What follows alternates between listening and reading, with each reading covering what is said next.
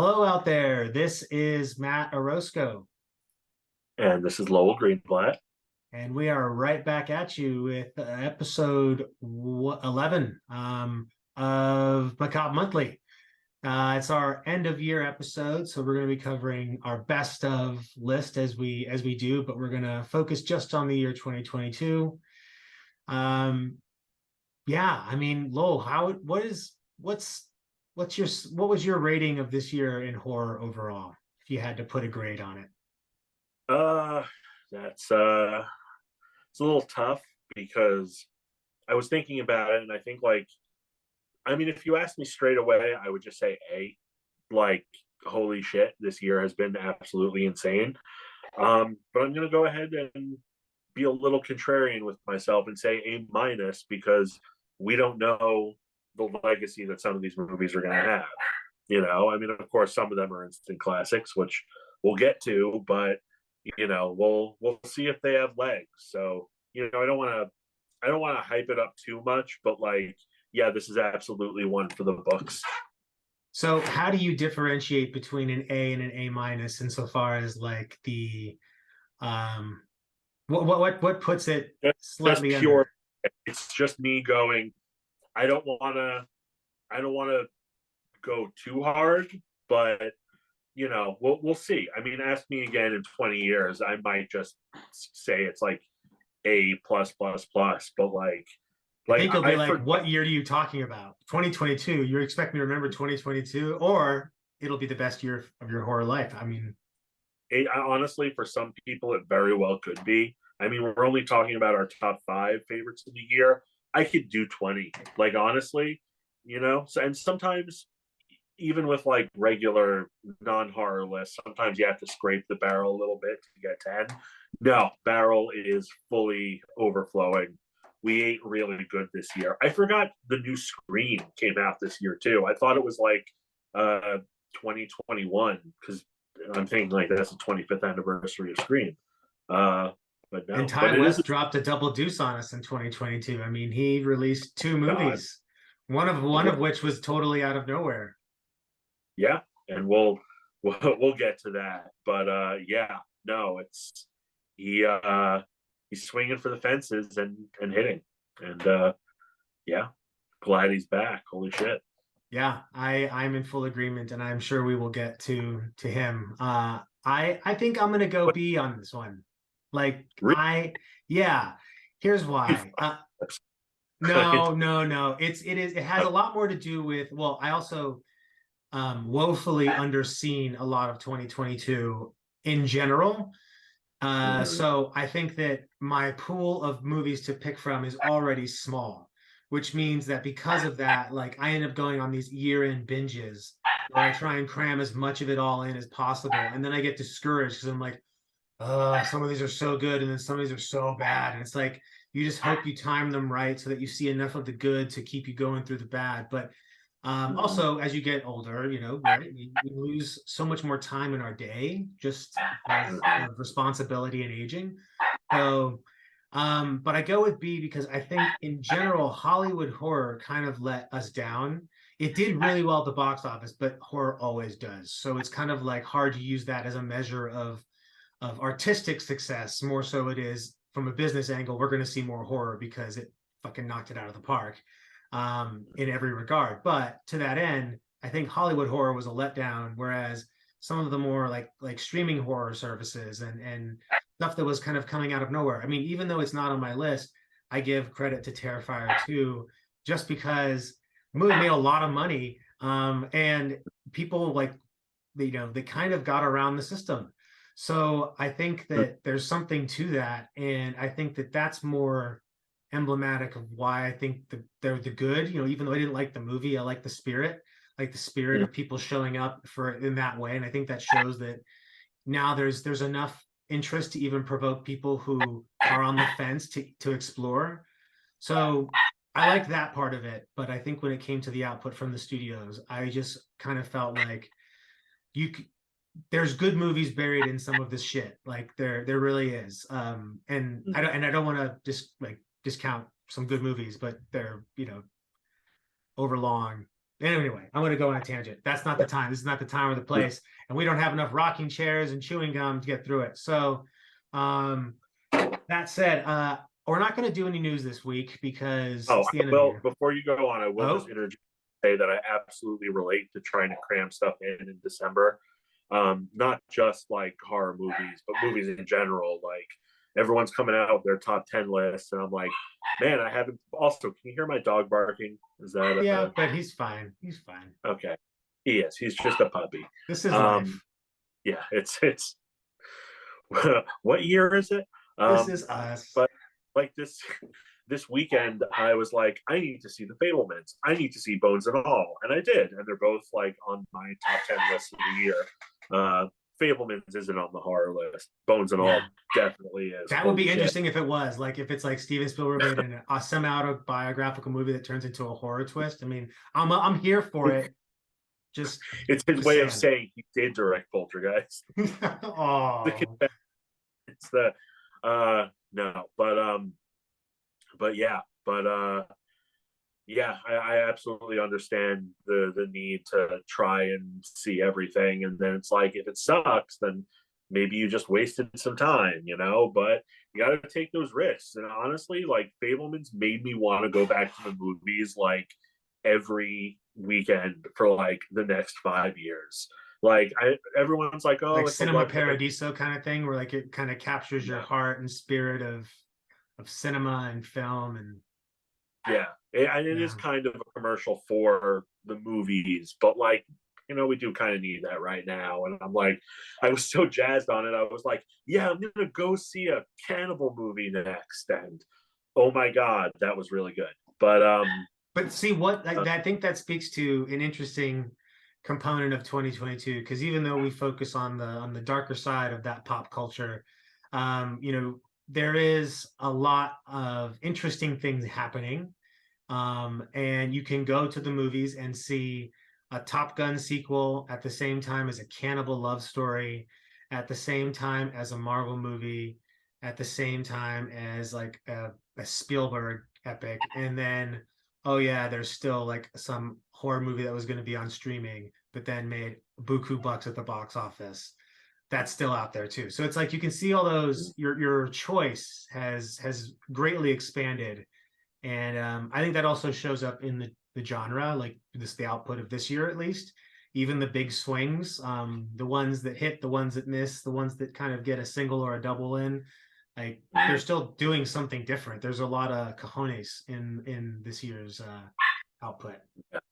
and honestly, I was thinking about it, and not that every horror movie of 2022 was, you know, a masterpiece or even 3 stars, but I'm trying to think of the bad ones, and I know that they were out there. There were some less than stellar horror films released this year, but like when I think of horror that came out this year, I can't, like, I need to like stretch my brain to think about it, and that never happens. You always know when there's a bad horror movie out or coming out, but like nothing where I was just like, ugh. But I mean, there is one. There is we'll one. talking. We'll see. We'll probably get there, but Yeah, no, you know, I'll tee you up this now that I will plan on asking you what is your biggest disappointment of 2022, oh and yeah, okay, relegate it to the horror genre, because as we know, the world is a disappointing place these days. So it can be so hard to pick one of those dead flowers. But so considering we're not going to be doing any news this week because it's the end of the year and news tends to slow down. And what we've been watching, we just told you, we've been cramming movies so we can make sure we get them in for the end of the year for some invented reason that we all have to cram everything in. Just like October, it's like we cram in more horror movies then because it's part of the communal spirit, you know, it's part of the cult. But hey, we're we love it. masochists. Exactly. At least we're not Nexium, right? That's the best part about it. So that in a year of incredible horror films, like that series just made me and I'm like, why are we getting a second season? Oh, that's why. Oh god. Oh yeah. Wait. Real life getting a sequel, that means it got worse. Like that means worse things happen. And everyone knows the sequels go bigger and better than the first one. And I've just started The Vow. So I'm just now getting to the part where they all realize what the hell what is happening. Okay. one, or Season sorry one, to yeah. derail, turn this into About the Bow.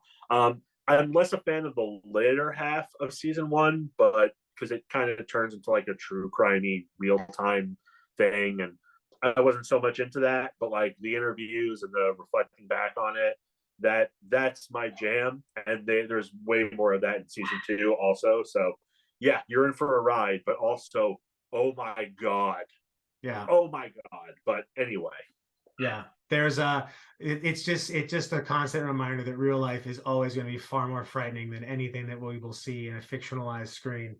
So, uh, consider we're not going to be covering a couple of our staple topics. We did want to celebrate the season of the horror days, if you will, not the Honda days.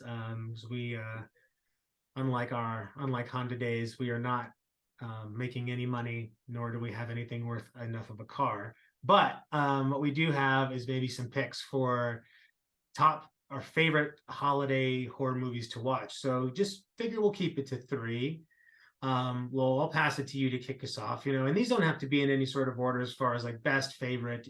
I think it's more like what are movies that you always want to make sure you get into, just like Halloween, things that really bring you into the spirit of the season. Uh, what's your first one? uh, I mean, I feel like every time we do a list, it's not in any particular order unless I Yeah, specify. So, just in general, Krampus, it's just a great watch, pays dividends. I notice like some new cool stuff about it every time I see it, and still don't quite understand that ending. And I don't know if that was intended, but I love it.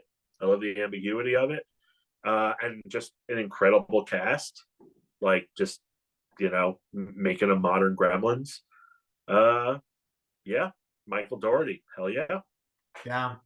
I'm actually giving Krampus a second shot, or not a second shot. I've watched it a couple times, but I picked up the Scream Factory 4K with 4K. like the Yep. with the unrated cut or what have you. So I'm gonna give it another whirl this year. And hopefully, well, this is slightly off topic, but I also watched Scrooge for the first time this year. Um, Oh, how was and that? oh my God, we're not going to go into this right now, but that's the most delightful Christmas movie of all time. Like I'm 10 out of 10. Watch it. I mean, it's not going to unseat a Christmas story, but it's Isn't amazing. it great how when you finally catch up to stuff that you haven't seen that people are talking about and it's actually worth the hype? Yeah, Oh and yeah. also, well, it's even better. It's kind of like the feeling you get when you discovered something at the videos or at the store, where you're like, not sure what this is, but the cover looks good, and it actually panned out. You're like, you get that feeling of like, and even though you know it's a good movie, it's still very new to you. Kind of like Tom Savini. I don't know. I saw that meme floating around. Like people ask me, they say they don't watch new movies, but I It's tell them, always new to you if you haven't seen it. yeah, it's Yeah. always new if you haven't seen it. So, anyway, back to the point. This is actually one I did not have on my list to begin with, but I came back around to and rewatched this year, which is Anna and the Apocalypse. That's number two on my list. What a One of my delight! it's spectacular. I sing that movie's praises to any and all who will listen. Yeah. I'll tell you this because everything comes with a story with me in this case. The first That's time I what saw it, I was on a plane, and I know that's not the ideal place to watch it, but I'm like, oh, they have this movie on this plane.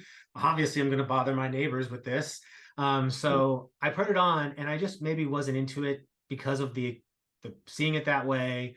And I'm just like never had a reason to go back to it. So I kind of had this like weird like impression in my mouth. But then I'm like, you know what? It's the season of forgiveness or the season of forgetting. I'm not sure.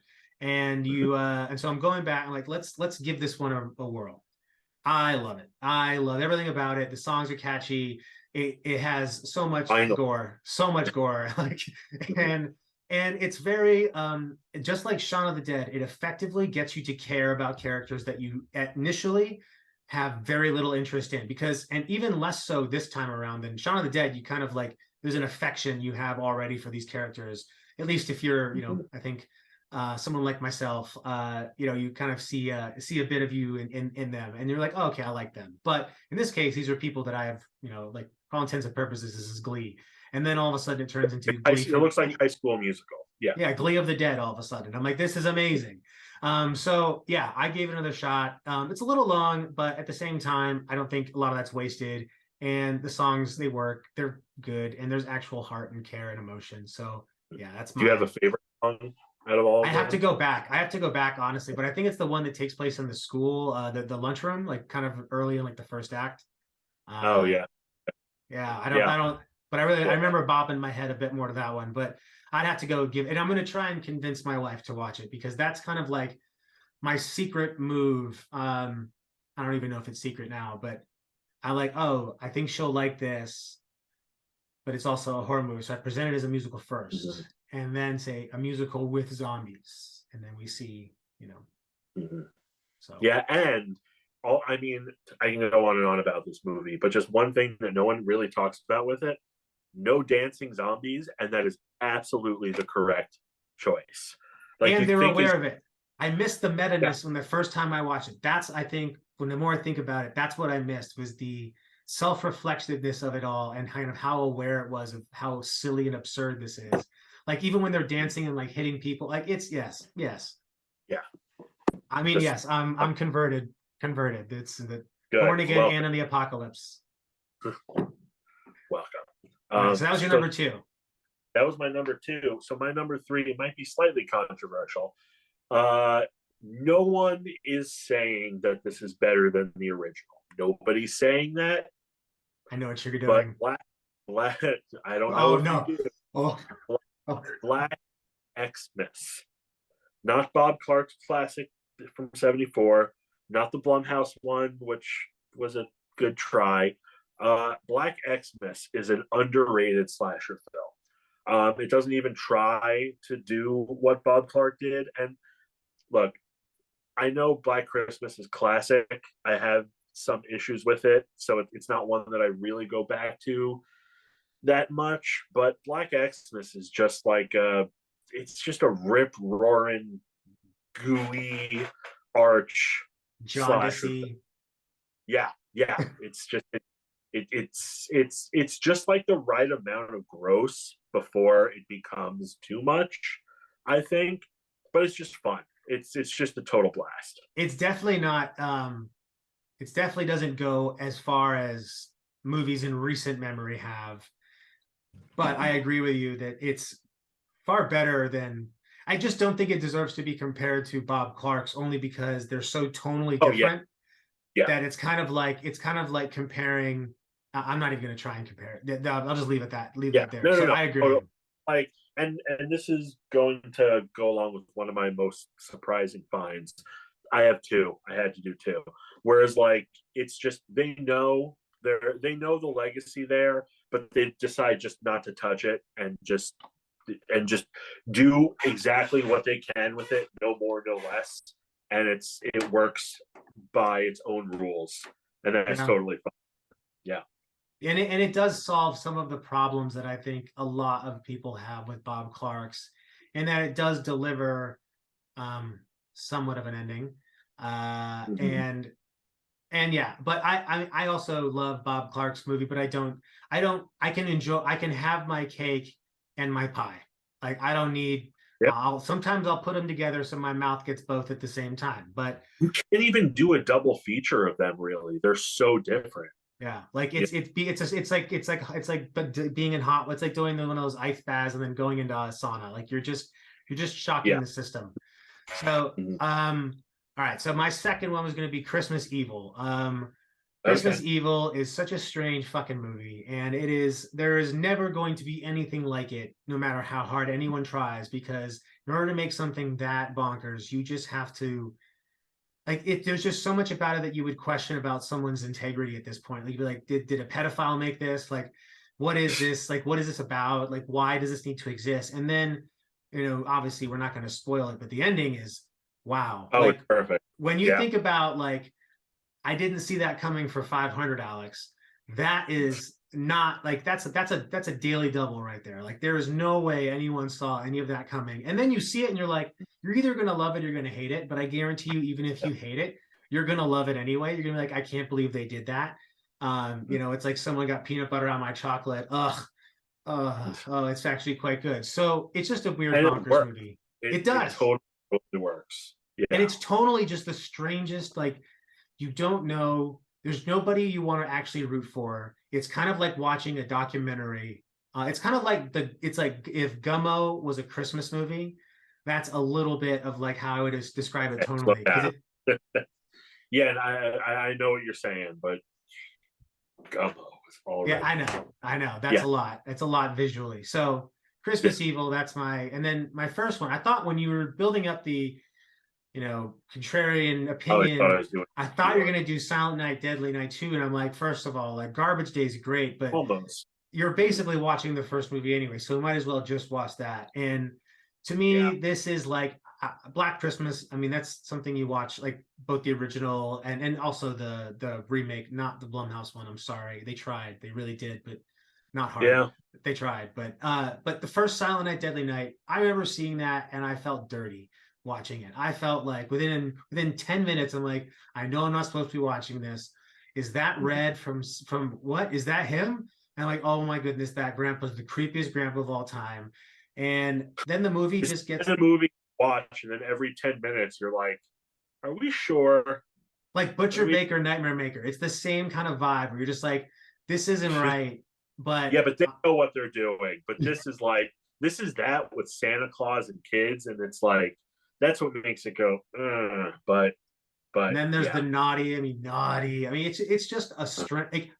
I could totally, I could totally understand parents' reaction to it at the time. I don't agree with it, but it's like if they were to put out a movie, I almost think if you were to shot for shot remake that movie today, you'd get the same reaction because oh, Santa Claus is sacred and like you can't.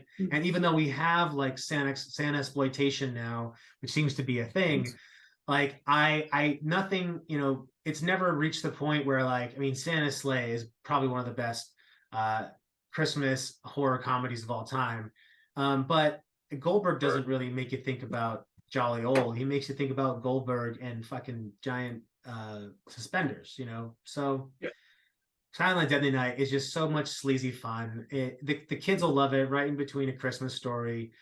It'll really set a tone for, how to behave and yeah, that kind of thing. good palate cleanser. Yeah, Yeah, yeah. that Also, got by dark. a lot of fun. I don't know if you saw that, but Which Violent Night? No, I was gonna I was gonna VOD it, but it was yeah, like yeah, that's fine. It has, for my money, the best death in film all year. That just had me. I was just cackling.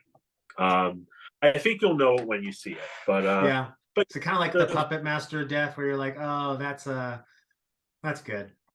yeah, kind of yeah. It's you'll. I won't ruin it, Yeah, but yeah, a lot of fun. Good rental. Yeah. I will add it to the list because I've got plenty of time. Mhm. I'm taking time off my corporate job to just not work. Just not work. It's As you should. watch horror movies and drink eggnog. So, um, all right, those are our holiday horror movies, and now we're gonna head into our best of, so our top five as we typically do. Um, I mentioned earlier that I was gonna ask you what was your biggest disappointment of 2022. So I think there's no better way to start off than with before we get into the good part of the sandwich, we got to start with the bad.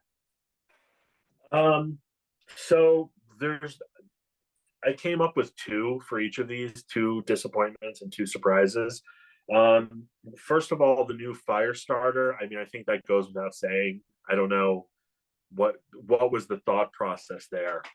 I don't I Money. don't know. But yeah, but Ryan Turk was a producer, and I'd like to think that he's smart about stuff like this. And like, if you want to do Firestarter in the age of Stranger Things, like that sounds like a good challenge. But this was not a challenge that was let to. Though Zach Yeah. Efron was fine, and we finally got a Native American Rainbird, and he was really good. But the rest of it is just a giant pile of what were they thinking? And the bar was low, by the way. Like the original Yeah, Firestarter is not very good. So, no, but doesn't it's take actually much. better, but it's better than this one. Absolutely.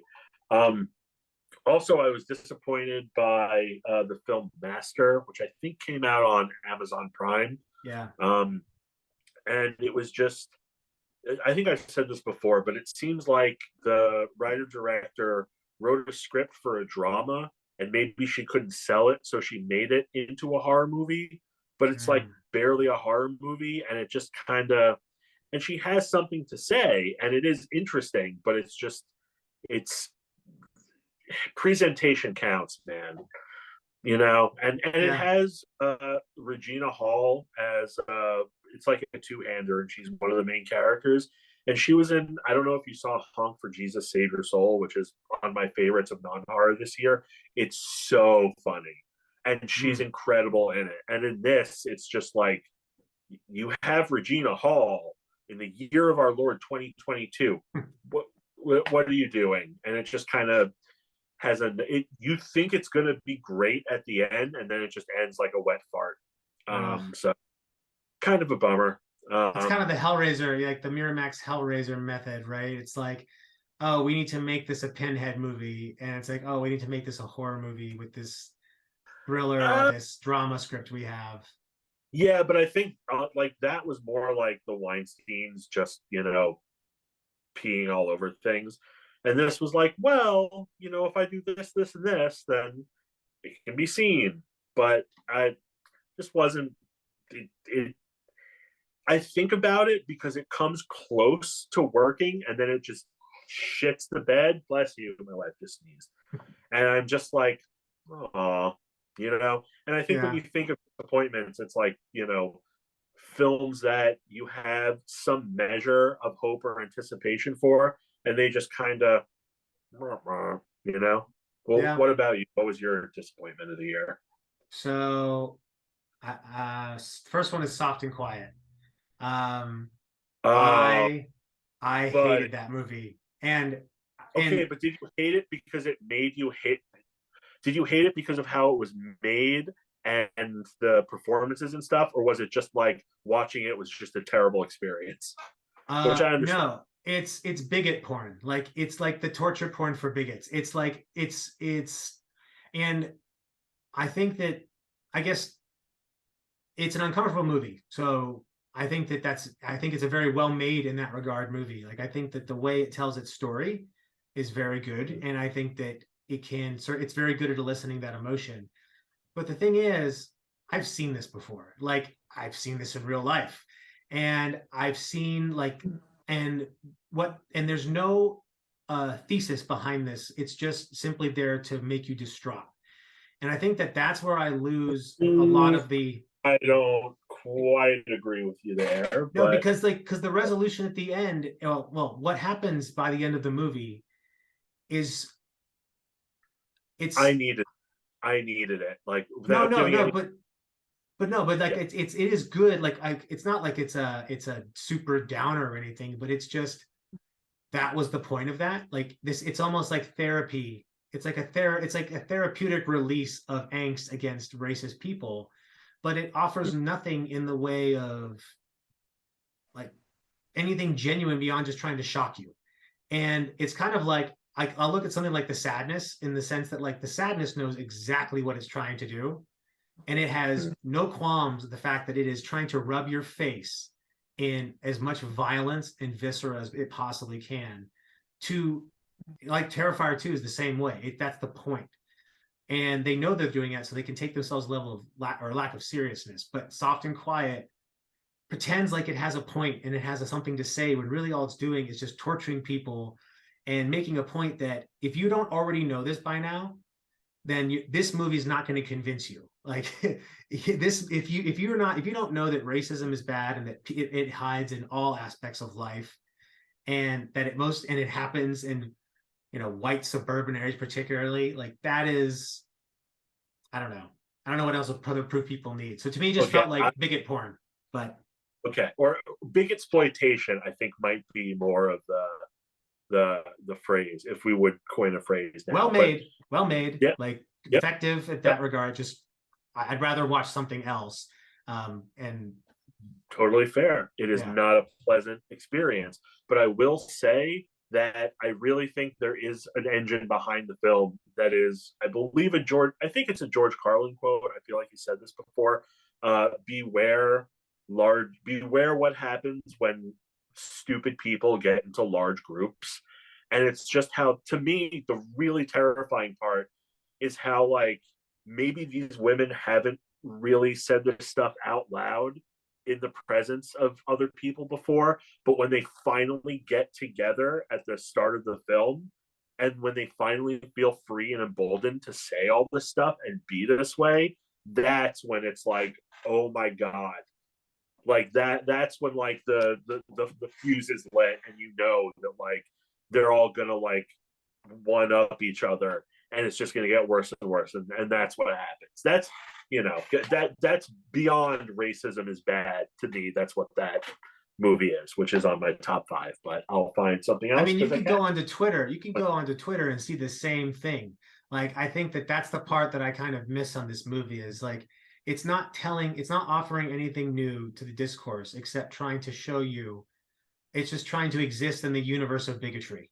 And that's the point, is to, so you can spend the next 90 minutes seeing it first, taking a more or less first person perspective and a very racist discourse, and how that turns out. So it's like, I can understand why people like it. I can, or not, I don't think anyone likes the movie. I think that people can give it an appreciation that, for me, as far as entertainment value and everything, that's just, it's not there. But that said, I'm not going to deny it its flowers for those, you know, like, that's not Yeah, very well made, well acted, and uh yeah, not a pleasant. The way I've been describing it to people is it makes Michael Haneke look like Ted Lasso. So take with that what you will. Yeah, and I'll say the other one was Scream, or Five Cream. that's I fair. I don't yeah, I rewatched it, and I still feel pretty like lukewarm on it. I'm just like, you know what?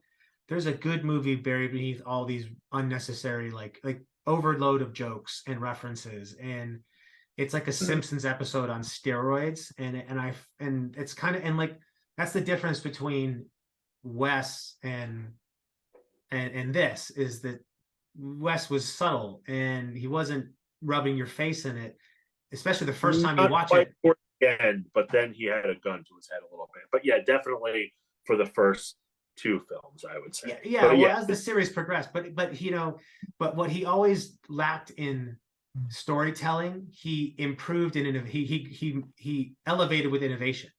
I mean, Scream 4 mm-hmm. was the first movie to really take on the idea of virality and internet celebrity long before it was a thing that we were really even talking about in the way we do today. And he totally called people doing this for it. I mean, his fingers on the pulse, just not all of them. And I think that that's always been the case with West. But Scream, the original, he knocked it out of the park, got the subtlety. And this one, again, it's not a bad movie. Like, I actually think it's a well made, like, it's so much better than it could have been. But in relation to what it had to achieve, it offers, again, nothing new. It's not super clever. Um, and you know, more that they try and sell us on the gore in the next one, like, the more concerned I get. Yeah. So New York, new rules. I That can't be the tagline, but I hope it's the tagline. Just I lean hope, into it, I say. yeah, but Yeah. like, you know, like, whenever I'm felt like, whenever the PR is trying so hard to convince you that this is like gonna be the most intense thing ever, the only thing that I could say even delivers on that is probably Terrifier 2.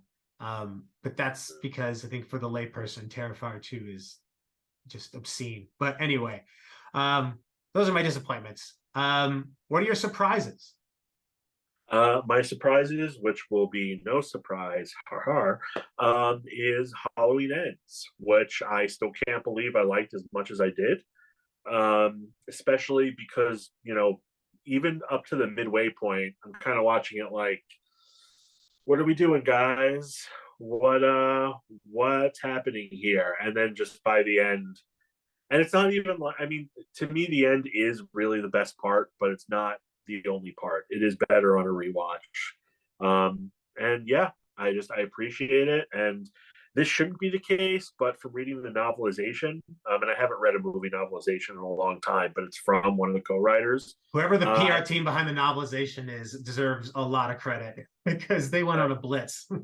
Yeah, but no, but it is, you do sort of get a bigger picture of what they were trying to do, and it makes more sense, which I guess doesn't help in the final movie, but I have a greater appreciation for it. And remind me to tell you the scene that's in the novelization that's not in the movie that absolutely should have been.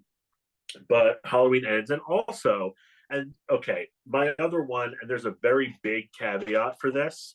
I still don't quite like the very end, but talking about Black Xmas and thinking, giving it a good long think, I was pleasantly surprised by, hold on, the new Texas Chainsaw Massacre.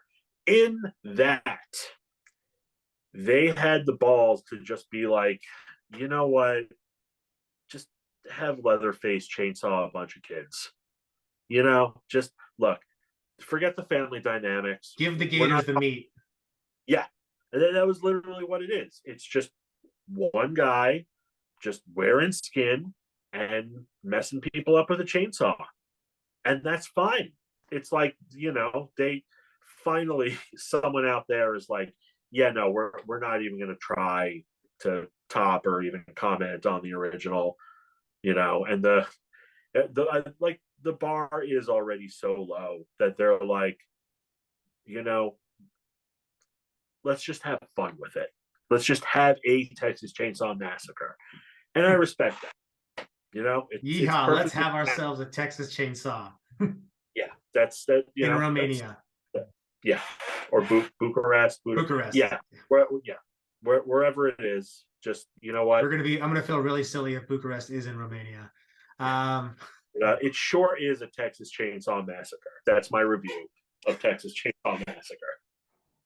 I can see it on Letterboxd now. And okay.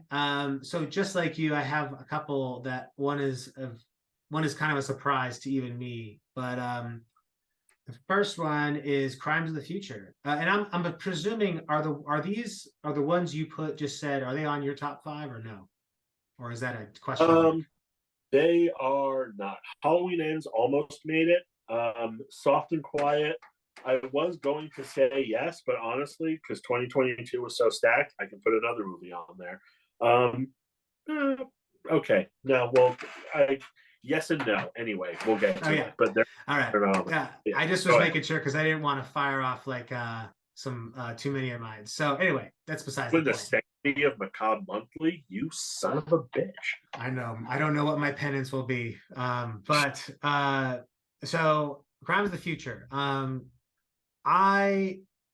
David Cronenberg is not like, I love Cronenberg movies, but I don't love all of them. And I don't think they're all made equal. And I think that's okay. Absolutely true. Absolutely okay. Yeah. And I think that he has always, if nothing else, when he does horror or anything related to horror, it's interesting. And I don't know if it's because of the career of my wife that this movie just spoke to me in a certain way or not, but I don't know. It's just so weird and it's just so interesting and it's so Cronenberg and it's not a perfect movie. Yeah, it's not, but it's not a perfect movie by any means. In fact, it's not very well written, but it is so many good ideas overflowing out of it that it's less like you're watching a movie for the story and you're just watching it to kind of experience this world for a bit. You can kind of dip your toes in this darkness. And I just think the ideas are strangely interesting and like every Cronenberg idea, they're just feasible enough to scare you, but they're not like feasible enough to be like, they're not in short term enough to be able to really frighten you out or freak you out. So I dug it. Did you see it? Yeah, I liked it. I've never been the biggest Cronenberg fan either. I mean, I love The Fly and Videodrome, but he was never really one of mine. But I was glad that he was doing body horror again. And I mean, honestly, I think in terms of body horror, his son is eclipsing him really freaking hard. His daughter's doing a movie too. Was just, oh yeah, and I saw. It's a body horror movie too. Is it? It's not Infinity Pool, right? That's what his son is doing. That's his son's next movie. That's his new son's one. Yeah, Brandon. But yeah, like he has very talented spawn. his brood, if you will. Hey. Hey, And it's funny. more I showed, points. and I showed my wife a history of violence just because it's a great movie, and she's like, "That was really good. Like, what other movies has this guy made?" And I'm like, "Well, I mean, they Remember are stomach very good." vagina? And like, this one's a little bit of an outlier, but yeah, yeah, it for a guy who's been around that long to still have it, like, kudos, A good for him, totally, good. yeah, a totally original idea. Like it is, there is nothing I can think of like it. And I watched some pretty fucking weird shit. So, um, this one did not make my list, but I did mention it earlier, which is The Sadness. I can't stop thinking about that movie. Not in like a, I don't It's know. just in forever. It's just a Yeah, part of your brain matter. like Yeah. it, and it's one of those movies that like I know I'm gonna go back and watch it at some point, but I also know like I don't want to watch. I don't have the desire to watch it a lot, but I know that when the mood strikes, there's going to be a time I'm just going to want some absolutely insane levels of violence. And I think Hmm. that from a technical level, it is one of the most impressive tech. Like I think Terrifier 2 for the money was impressive, but it also looks like it was funded for, what was a few $250,000. I don't know how much The Sadness was, but if The Sadness was less than that or the same, holy shit, someone find that visual effects artist and or that makeup artist, because that was some of the most impressive stuff I've seen. And it's stomach churning. It's kind of darkly funny. The characters are so fucking stupid. Like the more I think about it, the more I realize like I started off hating it, I think earlier this year. And I think what's grown on it about me is like I have a deep amount of respect for how edgy it thinks it is, because it doesn't realize how stupid it looks, even though it's super entertaining. Like it's trying really hard to be this edgy movie, and it kind of is, but it also is like so silly. When it's trying to do that you're like, okay, well, you kind of had me grossed out, but then you did this, and I'm like, nah, like that's when Yeah. it's like a Gallagher like show, rest in peace, I don't know, maybe he was kind of a shit, I don't remember, but Eh, I guess sunrise. I guess the Watermelon Union probably hated him, but hey, uh Hey. Um, yeah, I almost put this. Sadness is in my 10. It's not in my 5, but yeah, it's just really gross, but also sort of interesting if you can get through it. Kind of movie. And I feel like in someone else could have taken this script and just made it a total abomination, but it has a point of view, it has something to say, and as gross and disturbing as it is, it does actually hold back at a few points where yeah, it it does. absolutely should, which you're also kind of not expecting but grateful for, and an ending George Romero would be proud of. So Yeah, I was definitely, again, not something I will see myself watching a lot, because that's got to do something to you, but nevertheless. once in a while, yeah. Yeah, so those are some surprises, some disappointments, but now we get to the real meat of this sandwich, or for the vegetarians, the Beyond Meat. Not the vegetarians, the vegans. Uh, so top five. I did order these insofar Okay. as my favorites. So what's your number five? Um, for my number 5, I'm going to go with Deadstream, which we've talked about before. On paper, absolutely not a movie I would ever want to see or be interested in, but is just so good. It's a great horror comedy, which, I mean, there are a lot of horror comedies. There aren't a lot of great horror comedies. It's another one like Anne in the Apocalypse that I'm just recommending to everyone out the wazoo.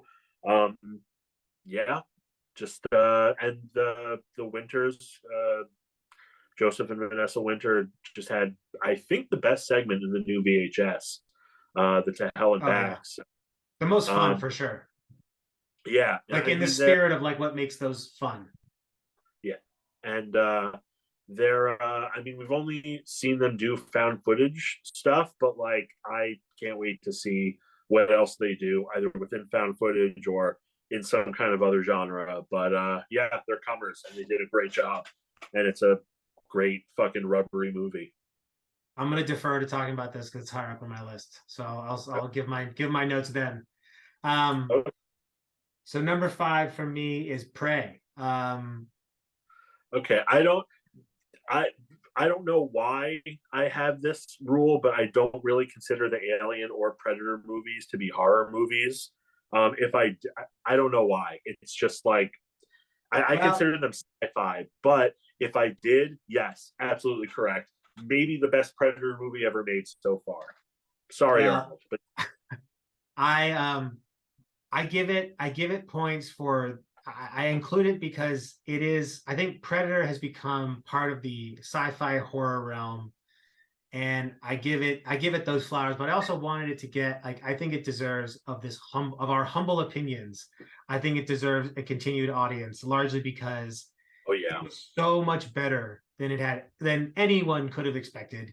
It's single-handedly like the beginning of the thesis points that articulate the need for studios to start trusting horror movies at the box office, because that was if you I remember distinctly as soon as that movie happened, like obviously Hulu can't push things to theaters the way maybe a Netflix could. Although I'm pretty sure they did premiere Hellraiser in a theater. So I don't know if they did the same for Prey, but maybe I'm wrong there. I don't think they screened it. I mean, I think maybe it came out uh, for like I don't know reviewers or like a specialty screening here or there. But yeah, same thing with Smile. I mean, Smile was supposed to go right to streaming, Yeah, and that's what I mean. made a ton of money. But Terrifier 2 wasn't like, supposed to go at the theaters at all. It was supposed to be a one night thing, and it made yeah, 10x its budget or more than 10x its budget. Like I I would watch Prey in a theater tomorrow. Like, yeah, just singing its praises nonstop. and it's just it's a well-made movie. There's a lot of fun extra, like you can watch it with Comanche dubbing, like that's such a cool feature. And I you could tell that there's a lot of admiration for the original Predator um formula, Mythos, but they but take not it. a lot. Sorry, go ahead. No, no, Go no. ahead. No, I was gonna say, but like they don't. Yes, they have a line like if it bleed, if it bleeds, we can kill it. But like, it's not like winking and nodding. It's like Yes. it's taking exactly what made the good films in that series and the good parts of them, and it makes its own thing. And honestly, you had me at the concept, like a predator versus a Native American, slam dunk. Like that is yours to fuck up, and they And didn't. it's a crisp 90 minutes. Like it knows Yeah, exactly when to get in and get out. It yeah, goes, it's efficient filmmaking that's you don't lose any of the care of the emotion. It's just really well made. And you know yeah. what? I almost put Hellraiser on my list because it has some of the same, like I think Hulu, for whatever reason, is entrusting is could be a good shepherd for the genre if they just stop doing those really crappy Into the Dark Blumhouse things. I'm sorry, behind the creative people behind those, I take no offense, but they're just not there should be an hour at max. And They're anthologies that it's like anthology episodes. They're cabinets of curiosity, yes, but, but they're but far they're too long. for some reason, and it shouldn't. Yeah, But I feel like they're trusting they have some interesting visions showing up, or at least some really well made movies. So yeah. give it to Prey. All right. So what's number 4 on your list? Four. Since I haven't ordered them because that's very difficult, but I am going to go with Hellraiser, and I will give a caveat and say that like going into it, it just needed to not be bad. Like it didn't even need to be good. It just needed to not stink up the joint. It's the year of low And bars. yeah, yeah. Well, the year of bars that are very low but are flying up and hitting you right in the face with how great. Um, I really liked it. I mean, it seemed a little too overcomplicated Yeah. for a Hellraiser film, but that's okay. But I silence my phone. I love the new designs. I love the story. I love the new mythology. Um, yeah, and it was gooey and gory and like I never sat down and think like what is a Hellraiser movie, because one and two and three and four are so different from each other, and this one Yeah. kind of combines all four of them into like a great soup, and it's made by people who knew exactly what they were doing. I kind of wonder, if it was like if it had a theatrical release, how it would hold up. Like, I wonder how seeing it on the small screen kind of like affected my viewing. But more of these, please. I would like more Hellraiser films in this vein, because they resurrected an entire franchise that for a long time just needed to die, and it's back. Yeah. And honestly, like that, in terms of fan service, like also with Prey, I don't even want to call it fan service, because the nods to the original or the original films are all great, and they're not distracting. Like Yeah. I love. You don't need the Christopher Young musical cue, but it's there and it's great. Leviathan doesn't need to look like that, but it does, and it's great. And you still see parts of hell, and it's just, yeah, just bargains on top of bargains. I dug it. I dug it. I'm Yeah. glad it. I think it would have been interesting to see in the big screen, only because there's a look to it that has a very TV feel to it. Like I think Prey actually looks more like something you would see in a theater and not notice the blemish.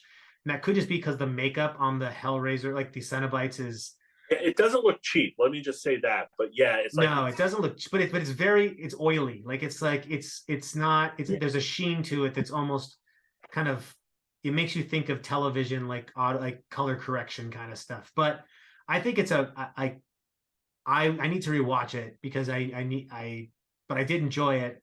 Didn't love some things about it, but the designs kick ass, and they certainly like they did their homework. And I'll tell you what, I'll watch a sequel. Like I will definitely watch a sequel. And if they do kind of what Hellbound did, and just say, fuck a narrative plot line, let's just have just an absolute bacchanal of like carnage and like Cenobites and weird shit, I'm like, hey, sign me up. Because they certainly have the artistic vision to pull that off, which I think is the hard part, and the part that all the other sequels post Bloodline really failed to deliver on, is like something that really wows you in the Cenobite realm. Even the ones that tried.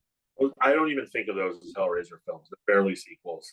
They took scripts and ruined them. I really like they did ruin them by just inserting Hellraiser stuff into them, which is not how you make a movie. Yeah, It's just yeah, not the people. And granted, it is some of them are made by people who know Hellraiser and love Hellraiser, but like you're still working like in the Weinstein mill, and they're just giving you scraps to make this, and it's I they're legitimate movies, but yeah. you can still tell the care that is attempted in some of them, I will say. Agreed. Yeah. Well, for number four, I'm going with, so I'm considering movies that were released for everyone to see in 2022, because there's a lot of movies that came out in 2021 that like at festivals that didn't get wide releases. Yeah, no, I don't. It's funny. I don't count festival releases. I'm interrupting a lot. Sorry. I No, don't no, count. I you're don't good. count the festival release as like the year it came out. But someone online, I think I inadvertently sparked an argument, because the Sadness technically came out in Taiwan before it came out here. But I didn't know that. I thought it was just a festival screening, but it's still on my top 10 list, whatever. But yeah, It's I new to do. me. Yeah, Like, and exactly. like it's in if I haven't seen it, it's new to me. I always think of The Simpsons for some reason. Anyway, I do think, like, for instance, like this is a Shudder film, so it's like that's how I would see this. There's no other way I would have seen this, is in other ways. So that's the way I look at it. It's Hellbender. I just absolutely adore the shit out of this movie. I think Yeah. the witch subgenre of horror has largely been underserved, not because there's not good movies out there, there's just not enough of them. Like there's not a high volume of movies about this, particularly anymore. But we've had some pretty good ones this year, actually. Like one that didn't make my list, but I want to rep, is Two Witches, which is just one of the most fun movies, but even the way it's told. But This is just a really well made, admirable movie that has some interesting ideas that are out there, but they're still grounded enough to keep you like following along. So you're not, it's not so abstract that you can't really follow along with it. But and it's just I have a lot of admiration for the ingenuity behind it. This is a smaller production, and I think if you're able to deliver big excitement with little amounts of dollars, then you're clearly quite talented. So I know you interviewed the family behind this, but this Yeah, was just and such a delight. Like, and again, another one I'm just like I will blindly recommend to anybody. Hey, like they're like, hey, I want to see something cool. I'm like, Hellbender, watch Hellbender. It's so much fun. it's so cool. I mean, I even interviewed the Winters who made Deadstream.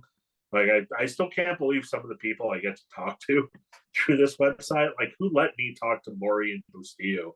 I like barely I like had to keep the fan glee inside of me to a minimum. But yeah, no, it's absolutely like who thinks like I'm gonna just chill out at home during the pandemic and just make a movie. Like you don't think you're gonna sell that to Shutter, but like it's absolutely incredible. It's great, and I think they're making a new one now. They're going places, and Yeah. we'll follow them wherever they go. Yeah, They're I just think that that's to me that like that's what kept horror alive. When we were rating horror the year, the B largely comes from these small films that have had such a big impact because they are introducing us to new people, some of whom are first timers and some of whom maybe aren't, but are just seeing their time now. It's just like that's the future looks bright. So that's my number four. yeah, and that it's in my 10, but it's not in my 5. But still, like, recommend to everyone. Yeah, heavy recommend. Um, so my next, I forgot Three. what number. Your number three.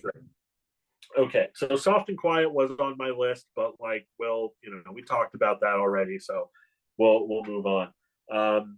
Just to get, I'm like, let's get this out of the way, just because we know we're going to talk about it, so let's just lay it on out there. Nope, you've seen Nope, right? Oh Don't yeah. we? Okay. Um, yeah, Jordan Peele is 3 for 3, and I Get Out is great. But to me, Us is like his absolute masterpiece so far. And with Nope, he just proved that he has so much further to go. Like he's how many horror directors or really any directors at this point are 3 for 3 in terms of like their great output. It's fantastic. It's his Yeah. Jaws. It's Sky Jaws. He's And like it's like Carpenter, like when he first came, like Carpenter, Halloween, and then like the first half of the 80s. yeah, yeah, and even some of the later half of the '80s. But yeah, he's on a hot streak. It's great. And even the stuff about it, you're kind of like, huh? Like, still, like you realize there's a reason for it to be there. I imagine like with watching his movies, if I don't understand something, I imagine him going, "We'll get there. I'll tie it up. Don't worry." And it's like a big ass creature feature. I'd say it's like his least horror of his horror films, but Yeah. it's still just great. Everyone's great in it. It's got big ideas.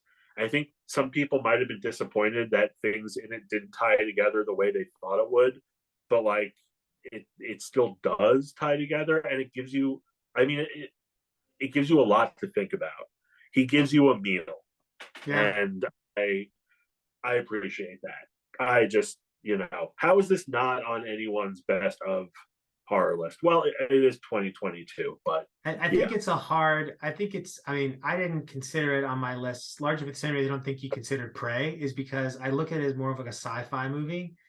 But yeah. to Oh, that that's end, totally like, I think you're absolutely right about everything you said. I don't know if I loved it as much. Like, I need to go back and watch it again because there's some ideas that I think don't work for me, like the monkey stuff. Like, I understand. Like, I had to look that I up. It's one had of to those think like, about it. I was like, that seemed like a big kind of outlier to me, but like, and that's one of the things where I think people thought that would make more sense than it did, but like, no, it's there. It's just You know, Like it what the doesn't. like when I had to look it up what it meant, I was like, oh, that doesn't seem very important. Like that Right. that Well, my wife was like, you know, I kind of thought like, I don't know, the monkey was going to come out of the thing, like the jean jacket at the end. And I'm like, I guess I kind of did too, just because we're used to like using our movie brains like that. But like, no, it's just like some flavoring and foreshadowing, and like that's cool. But it's like we're trying to get ahead of him, of Jordan Peele, and he's just like, no, no, no, I got this, which is what's that just guy's like name who played the director in it? Michael Wincott from The Crow, top Yes, dog. yes, Yep, like he great to single, see him again. Oh my God. yes, like just he was played his part so perfectly. It's not again, I do think Nope is not getting as much credit as it deserves because I think just like us, people are going in trying to see Get Out again. And Yeah, I they're in that for a while. and honestly, it's more of a telling of like particularly North America's like just general sense of like non-white filmmakers is like, oh, do that like one I like again. It's like, no, like there's just because like it's not Get Out again just because this is an all black cast. Like I think that that's what a lot of people that get disappointed in these and Jordan Peele's output post Get Out get upset with. Is like, oh, this isn't that, but like that. It's like, Like, well, no, I'm not doing this again. I have so much more in the utility belt. and I love that he's like picking different crayons from the box and like this is the one I'm going to color with today because he's already shown he can do it across different aspects of comedy. And if you can do that and be funny, just imagine you can do when you're trying to be scary. So I do think Nope could have used a little bit of kind of tightening up in some parts. Like it's a bit long as far as Yeah, like the story is telling, but there's some parts that you'll never forget. Like there's just stuff in there that will stick with you. And I yeah, think that's what he's really good at is like making you remember. Like we see so much content that it's the moments in within things that draw you back to them. It's like, oh, I really wanted to see what that was again. You know, it's almost like when you rewinded the tape back in the day. It's like I need to go back and see what that was. So anyway, yeah, Nope, love it. My third one though is Mad God. Um, okay. this movie absolutely fucks. Like this, I was not. I knew I was going to like this because I feel like I am a mark for this kind of thing, which is just like really weird, no dialogue, and just absurd It's imagery from Phil Tippett, who's like just amazing and just like amazing. Jesus me. Say just like amazing. It sounds so silly. Anyway, but I was going into this with very low like no expectations. Like I don't even know what I'm looking for here. Like I didn't even know there wasn't gonna be dialogue. And the second I put this thing on, I'm like, what the fuck is happening? And I can't look away. And it reminded me of the time I watched The Wall for the first time, where I'm like, I don't know what's happening, but I'm really enjoying this because it's so weird and it makes no sense and it's really gross. And it's just like this exists and like this is like someone was hawking up a loogie and then you're going inside the loogie's like ecosystem and like that's where this is all taking place. It's just disgusting. And then I went back and I'm like, wait a minute, all right, this because there's a decent soundtrack behind it, but I'm like, you know what, I'm gonna go back and watch this with like just like some doom metal or some prog metal on in the background, mute it. 10 times better viewing experience. Like I'm putting out there that you could put this to almost any kind of like slow dreary epic music and you will get some great just coincidental matching up of harmonious things between action and melody. Did But you sink Dark Side of the Moon? What I might happened? try that next. I might. I've done the Alice in Wonder. No, was it Alice in Wonderland and Dark Side of the Moon, and then Yeah. Wizard of Oz. Wizard of Oz. That's it.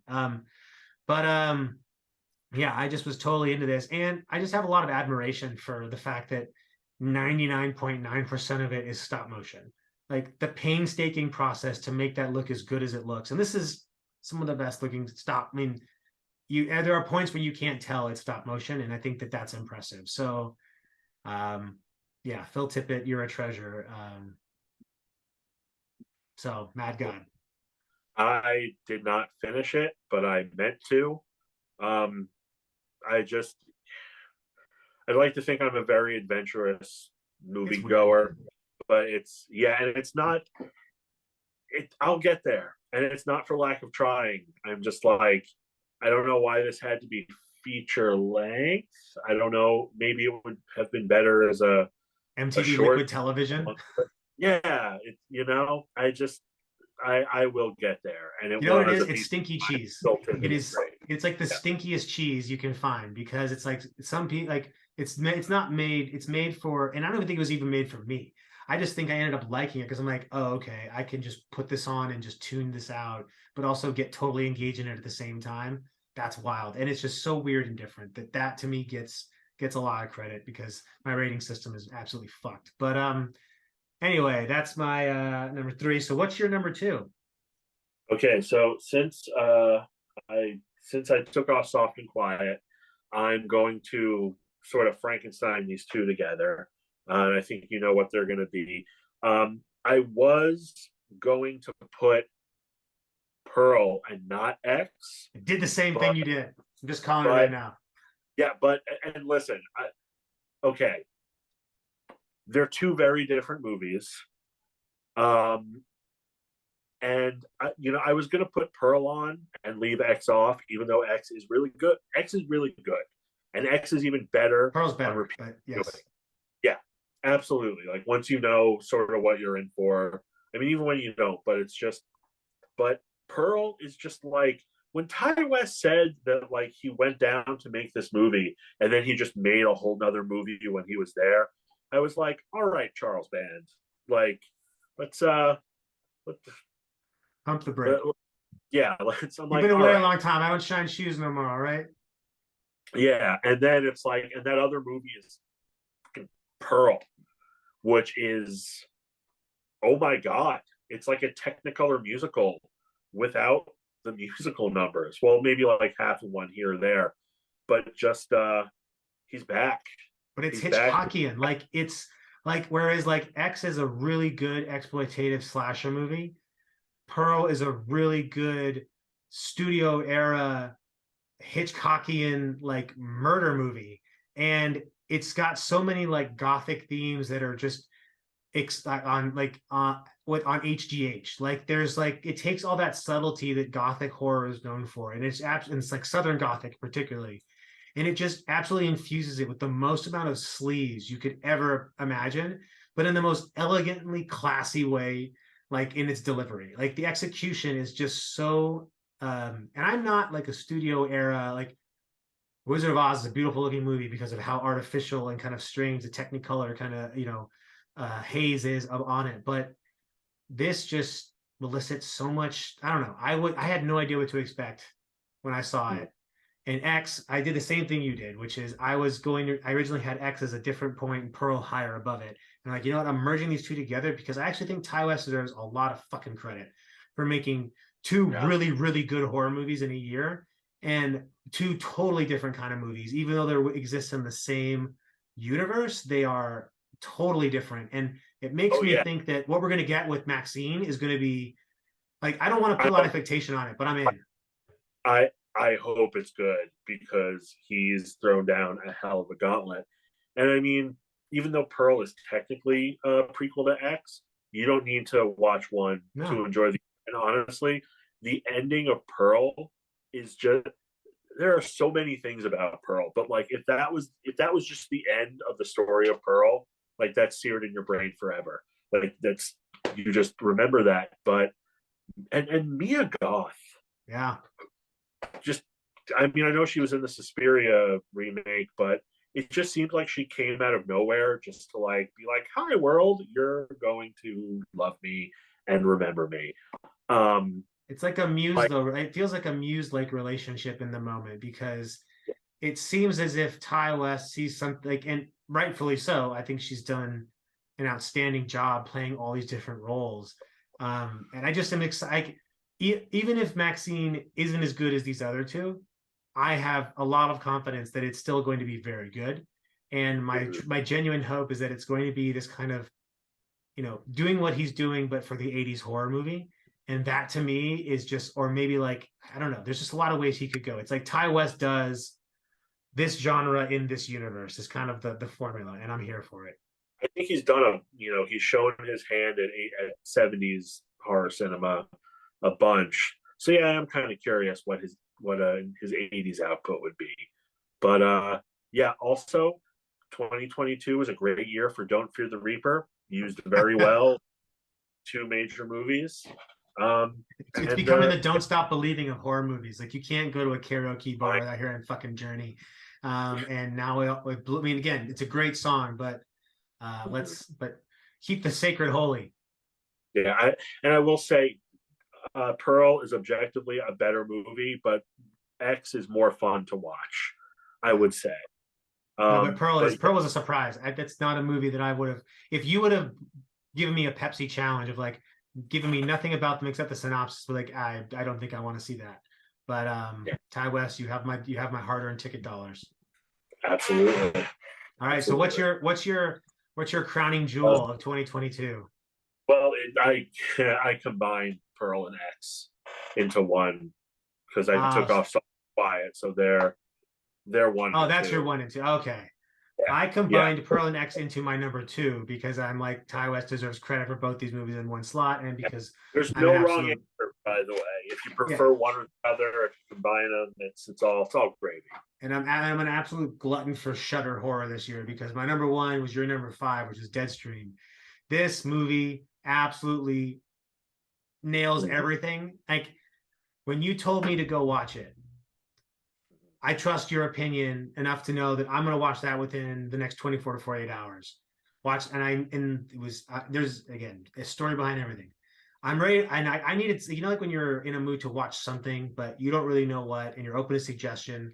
Well, it just so happened you had given me that recommendation, like, oh, this is the perfect time to put this on, open mind, you know, ready to watch, had a beer, I think. And I was fucking laughing out loud. My wife was like, "What are you watching?" And I'm like, it's fucking great. Like, I can't explain it." And then it was like genuinely got me a couple times, like as far as like scares go. And I went through all the emotional roller coaster of like absolutely hating this person to like actually liking this person to really wanting this person to succeed to like then being like I really want this person to succeed, but I also want them to continue getting fucking tortured because it's absolutely it's the most entertaining thing ever. Like it just totally surprises you, and it goes there, and it's something that a lot of I get nervous sometimes with a lot of not a lot of horror movies, but just some horror movies like they lead you on thinking that there's going to be some sort of monster or creature presence, and then it ends up being a metaphor for like mental health. And I'm like, fuck, like that's not like Yeah. okay, like sure, but like give me the monster too. Like I want the monster. Like that can be, diabetes, that can be fucking depression. Like just but give me the monster. And in this Oh, gives the you the metaphor give us, yeah, yeah, it gives me the monster. Like it just fucking gives it to me. And it gives me yeah. so many times in so many ways. And I'm like, and it's just so much fun. And it's the kind of thing I couldn't wait to watch again. But also I'm like, no, I want to wait to watch this with somebody who hasn't seen it because I want to be around when they react. Like just because you're kind of like waiting, like, oh, you're gonna like this part, like So Deadstream, I think just shows that, and also to give it the most amount of credit, I don't like found footage movies for the most part. Yeah. I It's fucking love this. a horror movie about influencers is like just so many barriers to me seeing that movie. Like not something that would be up my alley at all.